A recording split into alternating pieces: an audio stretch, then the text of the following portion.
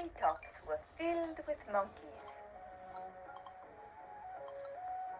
One monkey was very vain. She spent all of her time trying to think of ways to make herself prettier than any of the others. Each afternoon, the princess came to swim in the lily pond in the middle of the jungle garden. But first, she always removed her necklace of perfect pearls and left them on the bank with her maid. How the vain little monkey wished the necklace were hers. Each day when she saw it, she wanted it more than the day before. One especially hot afternoon, the princess lingered too long over her swim, and the maid grew drowsy and soon closed her eyes and fell asleep. When the monkey saw the pearl necklace unguarded, she was overjoyed. She wasted no time in taking it and hiding it in a hole high up in her tree before anyone saw her. The necklace will look better on me than on the princess, she said to herself. When the maid awoke and saw that the necklace was gone, she began to search for it frantically, and the princess began to cry. Nearby, the gardener was working, but when he heard the princess crying, he came running to see what was the matter. He helped the maid to look for the necklace, and although they searched everywhere, it was nowhere to be found. At last, when the hot sun had dropped low in the sky, the gardener said to the princess and her maid, "Someone has stolen the necklace, yet we are the only ones who have entered the garden. But there are many monkeys in those trees. I do believe one of them must have stolen the necklace." At this, the princess cheered up a bit, as she thought how easy it would be to find the guilty one. But then she looked up into the branches and saw so very many monkeys, each one of whom might be the thief. She began to cry harder than ever, Who might be and the thief thief? joined her. Back and forth the gardener paced, frowning in deep thought as he did so.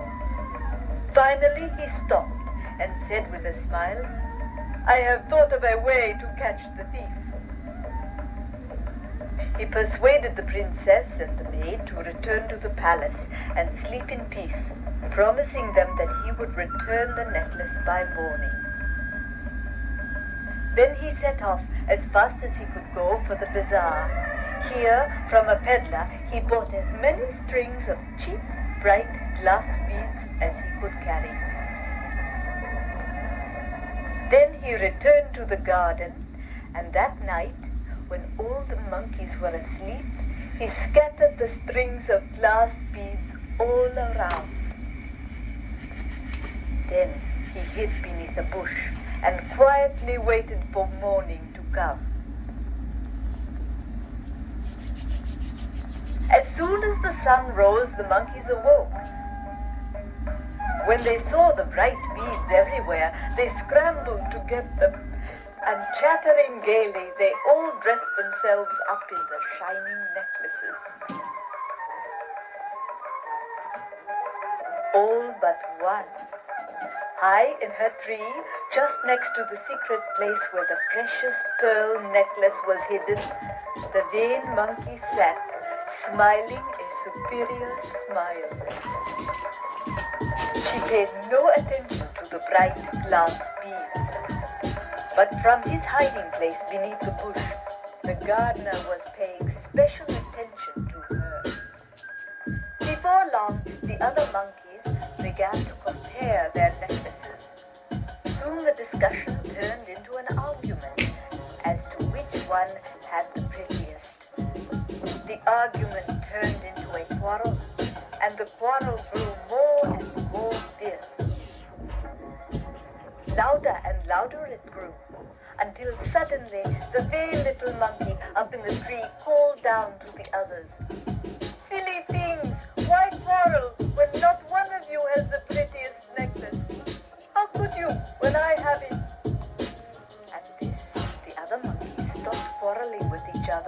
began to laugh at her instead. Scornfully they said, "You? But you have no necklace at all. Poor silly me." And then they would sing it to one another. Soon the vain monkey could bear it no longer. She reached down into the dark hole in the tree where the pearls on the necklace glowed like many little suns. Proudly she took the necklace out and draped it around her neck as elegantly as the princess had. Then she swung down from the tree and began to mince and preen her way proudly down the garden path, tail and head held high. The other monkeys watched, open-mouthed with awe and wonder.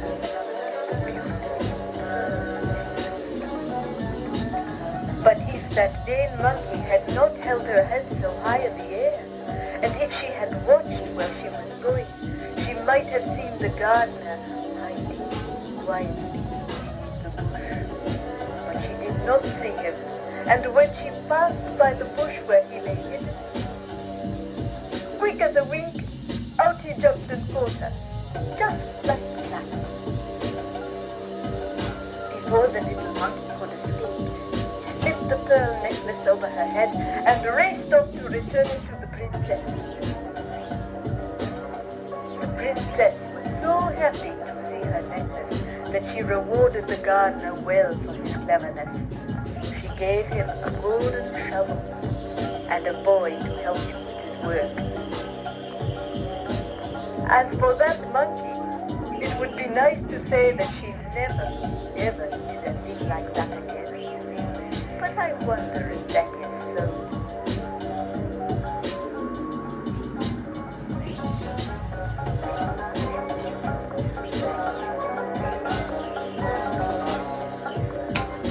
Well, gang, hope you learned a lesson from that one.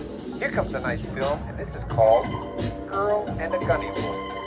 It's the story of a little girl who goes pitter-patter through the forest. And the big black gunny wolf who goes home get ya, after the little girl. Once upon a time there was a little girl that lived with her mother on the edge of the forest. Little girl, never going that far, her mother always told her. Because in that forest there's the big bad gunny wolf. One day, the little girl was left home all by herself. She didn't want to watch TV. She didn't want to play with her toys. She didn't want to hear books.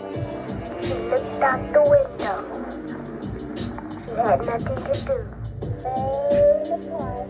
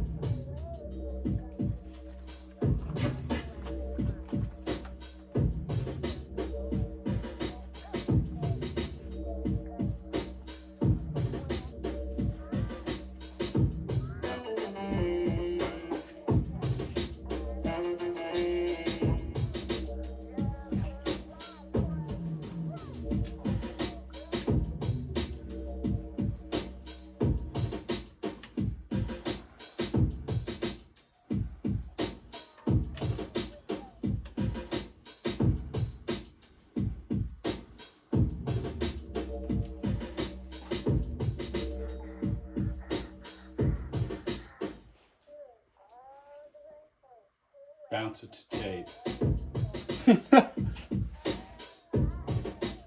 All right. This one's kind of an extender.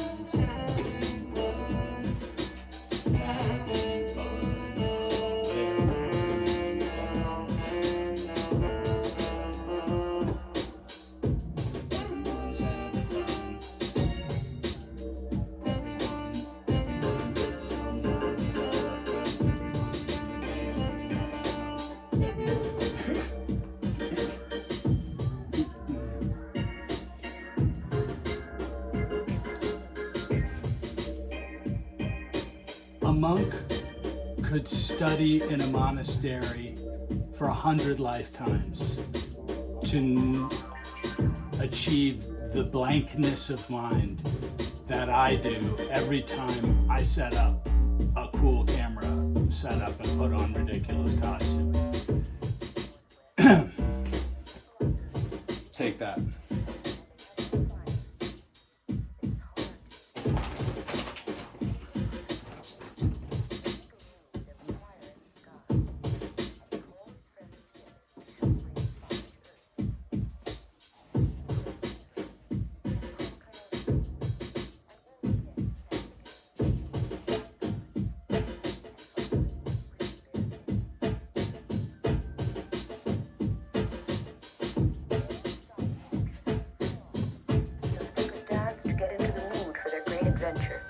Getting fire from the sky.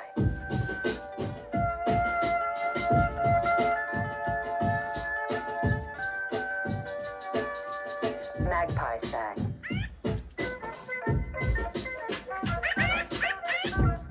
But his song wasn't good enough.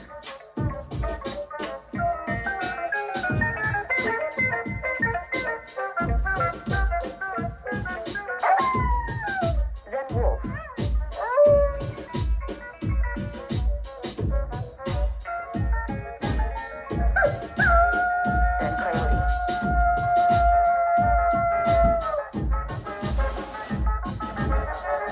I'll sing, said Bear.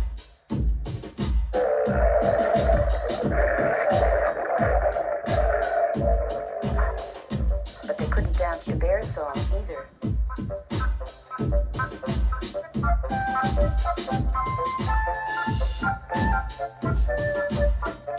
Chickadee was shy and didn't want to sing at first, but they coaxed and begged him, and finally he agreed.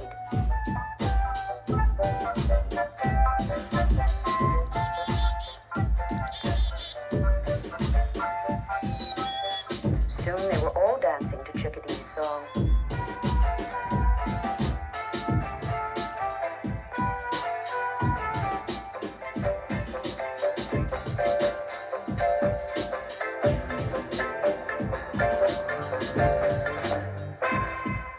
Then they were ready to search for fire in the sky. First, they thought they could reach the sky by standing on each other's back.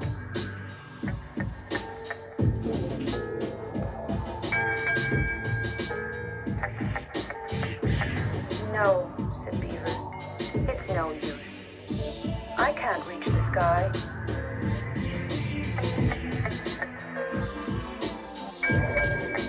I sure can't think of any way to get up there.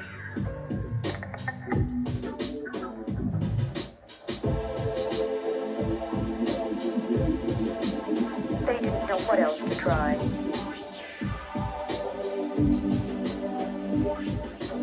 They thought and thought, but no one had any ideas. Suddenly, Chickadee said, I know. Listen to me. Excuse me, please. I can show you. I know how to reach the sky. Just give me a little room and watch.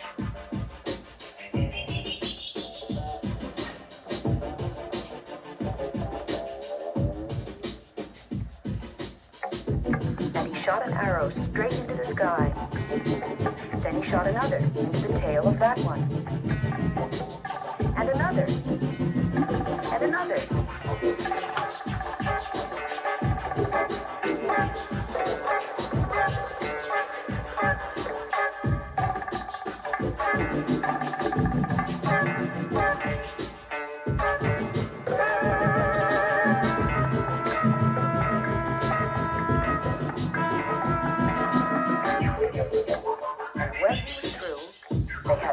Ladder straight up into the sky.